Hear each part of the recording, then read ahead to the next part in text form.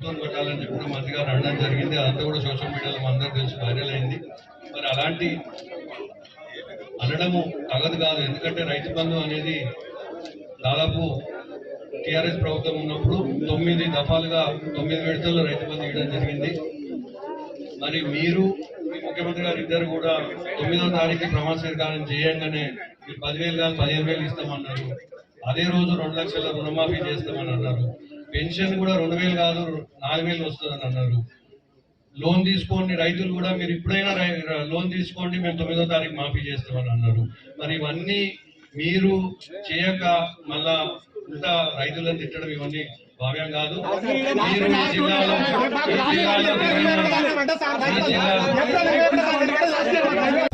సహా ఈ రోజు అన్ని కూడా దాన్ని శుద్ధీకరణ చేసి నల్గొండ జిల్లాతో పాటు ప్రజల్ని కాపాడాలని. ఇక్కడ ఉన్న అక్కా చెల్లెలు ఇంతమంది ఉన్నారు. ఎవరైనా మీరు బస్ ఎక్క బస్ టికెట్ తీసుకుంటారా? మీరు గట్టిగా చెప్పాలి. మరి కేసీఆర్ కొద్దిగా బుద్ధి బస్సులలో ఆడలకు పేదలకు మహిళలకు బస్ టికెట్ లేకుండా ఆర్టీసీలో ప్రయాణించే సౌకర్యం కల్పించాలని బుద్ధి ఉందా? లేదు. ఆరోగ్యశ్రీ 10 లక్షల రూపాయలు కల్పించే బుద్ధి ఉందా? లేదు. ఇవాళ రేపా మాప 500 రూపాయలు సిలిండర్ ఇస్తున్నాం 1200, అది ఇవ్వాలన్న బుద్ధి ఉందా? లేదు. ఒక రేషన్ కార్డు వచ్చిందా 10 ఏళ్ళ? వచ్చిందా? గట్టిగా చెప్పి. ఒక ఇల్లు వచ్చిందా? అవసరం ఆ పార్టీ? అందుకనే ప్రజలు తీసి ముఖ్యంగా పడేసాడు. ఆయన అంటే కేటీఆర్ అనే పిల్లవాడు ఏమంటున్నాడు, నేను 3వ ఎమ్మెల్యే అయినప్పుడు ఆయన భాషను దొక్కుంటాడు అమెరికా. ఆయన రేవంత్ రెడ్డి జడ్పీటీసీగా ఇండిపెండెంట్ గా ఎమ్మెల్సీగా ఎమ్మెల్యేగా ఎంపీగా గెలిచి కేసీఆర్ ని ఆయన పార్టీని మూసిగా పాతి పెట్టి మురికి కుంపలు వేసి పడేస్తే ఆయన ఖాళీ కోటి చేసిపోడట. ముఖ్యమంత్రి అనే పదవికి, ముఖ్యమంత్రి అనే వారికి ఎవరు ఆ కుర్చీలో ఉన్న గౌరవం ఇవ్వాలి. కేటీఆర్ కి ఎంత అహంకారం అంటే ముఖ్యమంత్రి పట్టుకొని ఖాళీ కోటి అంటాడా? నేను ఒకటే చెప్తున్నా, కేటీఆర్ మిస్టర్ బచ్చా గారిని రేవంత్ రెడ్డి ఏళ్ళు కోటి కూడా పనికిరాను. మీ అయ్యా ఎమ్మెల్యే అయితే ఆ పేరు పెట్టి అమెరికా నుంచి వచ్చి 81తో ఎమ్మెల్యే గెలిచినాం. మా నాయన ఎమ్మెల్యే కాదు, రేవంత్ రెడ్డి ఆయన ఎమ్మెల్యే కాదు. వ్యవసాయ కుటుంబం కష్టపడి ప్రజల కోసం పోరాటం చేస్తే ఎమ్మెల్యేలు అయినాం. ఇక్కడ కూడా సందీప్ రెడ్డి కూడా పెద్ద నాయకుడు మాధవ్ రెడ్డి పేరు అయితే జడ్పీటీసీ అయింది తప్ప ఇలా సర్పంచ్ కూడా మనకి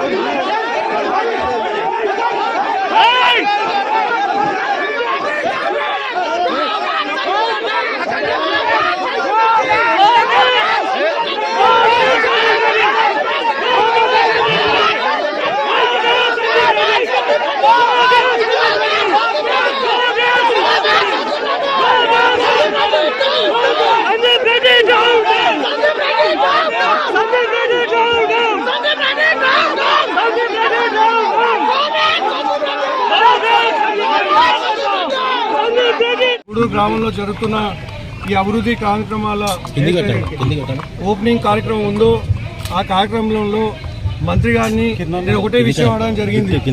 రైతు బంధు మీరు 9వ తారీఖు రాగానే ఎకరానికి 10,000 కాదు 15,000 ఇస్తామని చెప్పినారు.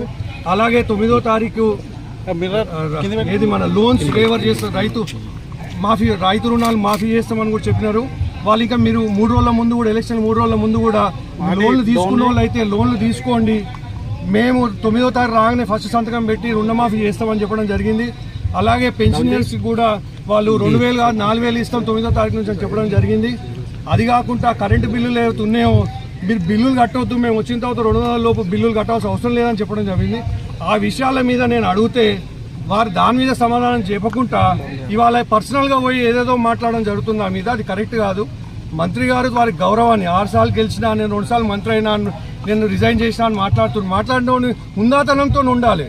చెప్పగలిగితే అడిగిన ప్రశ్నలకు సమాధానం చెప్పాలి, కానీ చిల్లర మాటలు మాట్లాడి పర్సనల్గా పోయి మాట్లాడడం కరెక్ట్ కాదు. నేను ఆయనను ఎక్కడ పర్సనల్గా మాట్లాడలేదు, పర్సనల్గా నిందించలేదు. నేను అఫీషియల్ ప్రోగ్రాము అఫీషియల్గా నేను సబ్జెక్ట్ అడిగిన అంతే. మీరు ఇచ్చిన ప్రామిస్ల సంగతి ఏందో చెప్పండి. మీరు మొన్న బొమ్మలరావరంకి వచ్చి రైతు బంధు అడుగుతున్న రైతులను చెప్పుతోని కొట్టాలి అని మాట్లాడిన మాటలు కరెక్ట్ కాదు. అవి అలాంటి మాటలు మానుకోండి. మీరు ఇచ్చిన ప్రామిసులు చెప్పండి అని చెప్తే దానికి పర్సనల్గా అటాక్ చేసి ఏదో చిల్లర మాటలు మాట్లాడడం జరుగుతుంది. మంత్రి గారు ఇది తగదు కాదు. దీని మీద పెద్ద ఎత్తున నిరసన చేస్తామని